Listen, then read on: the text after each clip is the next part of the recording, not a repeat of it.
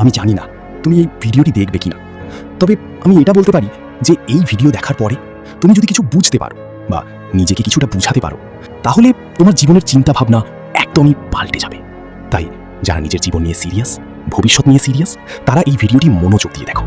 আর যারা নিজের জীবন নিয়ে সিরিয়াস না, তারা এই ভিডিওটি দেখে সময় নষ্ট করে লাভ নেই, তোমরা চলে যেতে পারো। এবার বাকিরা মনোযোগ দিয়ে শুনো। সায়েন্টিস্ট আলেকজান্ডারকে তো তোমরা চিনো। তার জীবনের প্রথম সময় ছিল শুধু ব্যর্থতা। তিনি জীবাণু মারার জন্য ওষুধ বানাবে, তবে ব্যর্থতা যে এমন খারাপ জিনিস, তার জীবনে ব্যর্থতা আস্তে আস্তে তাকে অতিষ্ঠ করে ফেলে। কিন্তু মানুষের জীবনে ধৈর্য যে এমন দামি একটা বস্তু, যা মানুষের মস্তিষ্কে থাকা অতি প্রয়োজনীয়। আলেকজান্ডার তিনি 100 বার জীবাণু মারার ওষুধ বানাতে গিয়ে ব্যর্থ হয়েছে, তবু তিনি হাল ছাড়েননি।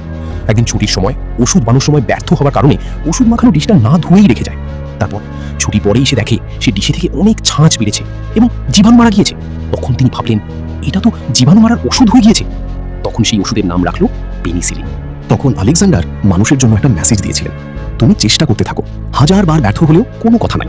তুমি চেষ্টা করতে করতে একটা সময় দেখবে তুমি একদিন মনের অজান্তেই সাকসেস হয়ে গেছো। এবার তোমরা বলো, তোমরা কতবার চেষ্টা করেছো? কতবার চেষ্টা করে নিজেকে ব্যর্থ মনে করছো? এখন থেকে তুমি আর ব্যর্থ নয়। কথা হলো, তোমার এখন কর্ম করা শেষ হয়নি। তুমি কর্ম করতে থাকো, আর একদিন সফল হবেই।